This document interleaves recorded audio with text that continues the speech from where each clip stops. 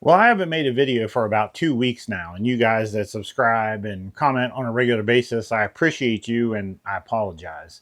So I've been working on a little project, and that's me. If you look back at my earlier videos, especially back when I first started, I weighed 330 pounds. There was a lot more of me in the videos than there are today.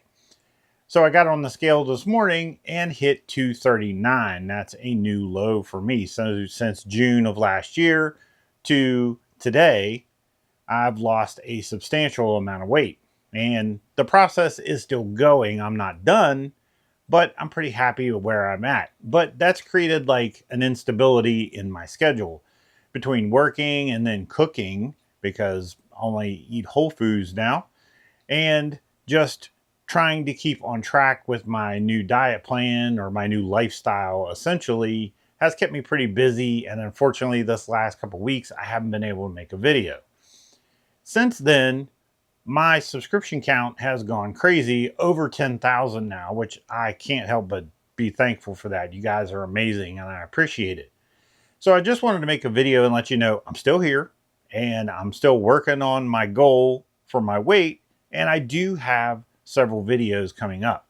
So let's talk about what we have planned and if you haven't subscribed, why you might want to subscribe for what's coming up. So back in the day, I did a lot of videos about my 3D print business.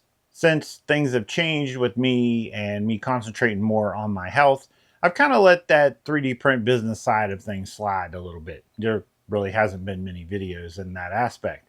The 3D printers I had that I used for production, I ended up selling. Now, unfortunately, that company had made a statement early on in a process that I really didn't like. It was a little anti 2A statement that I really didn't appreciate. So I sold all those machines and got rid of them. Now, I'm not particularly, fanatic in that department, but I am big on my constitutional rights. And that kind of touched a pain point for me. And I decided that I didn't want to do business with that company anymore. So right now, the only machine I have that I would consider a production machine is my P1P.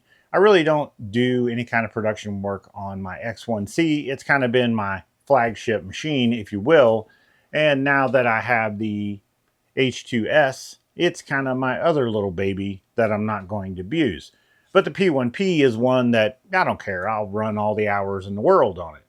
So we're back to one machine for production. And in future videos, I'm going to show you how I'm going to manage to revive my 3D print business and do it all with just one machine.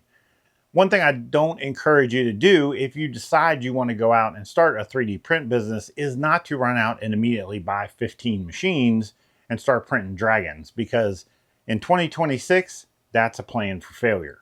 But I can show you how you can do it with one machine and scale up intelligently as you need to, and how to give yourself a little bit of a buffer. That way, when things step up and maybe the new machine hasn't arrived yet, you don't get yourself in trouble. Now, that's an upcoming video, and we'll dive in deeper into that subject. Another thing we're going to do in the future is, not too long ago, BQ had sent me some additional Pro Glacier plates. Now, I've been a really big fan of the Cryo Grip plate. Matter of fact, when I got my first blue one, it's been the staple plate for my P1P. That's just the plate that stays in that machine. It works amazingly, and it's a lot more durable than, like, say, the Bamboo Super Tack plate, which I scratched to the fourth time I used it.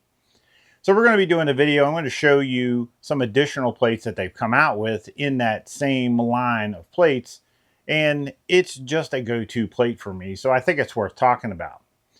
Now, another video we're going to be covering probably sooner than later is the Algo Laser Pixie. Now, you may say, you just did a video on the Pixie a couple of months ago, and that kind of sent you off on the, exhaust project where we built the exhaust system for the room. This is true, I did. But this is a different Pixie. So this Pixie has a 1-watt 1064 fiber laser. Now, that kind of changes the game for me. You remember when I did that first review on the original Pixie, I was trying to engrave on plastics and a bunch of materials that, well, it just wasn't designed for and didn't work particularly well. But it did work really well on wood and painted metals. So I think Algo Laser kind of saw like what I was trying to do with it, and they decided, hey, let's send him the 1064 so he can do those things that he was trying to do before. So we're going to be experimenting using that 1 watt laser to do some marking on plastics and some metal engraving, and we're going to see how good it is. We already know that Algo Laser's operating system, Algo OS, is amazing, and most of the time you don't even need to hook the machine up to a computer. You can do it just straight from the machine, or even bring files over on your SD card and engrave directly on your products without ever having to involve a computer. I suspect it's going to be exactly the same, but I don't want to just hurry up and crack the box open and do a quick video. I really want to give you the experience of buying a Pixie and unboxing it and setting it up and what the process looks like. So that's what I've got coming soon. So if you haven't subscribed and any of those subjects seems interesting to you, hit that subscribe button and we'll be seeing those videos real soon. All right, guys, I appreciate it. We'll see you soon.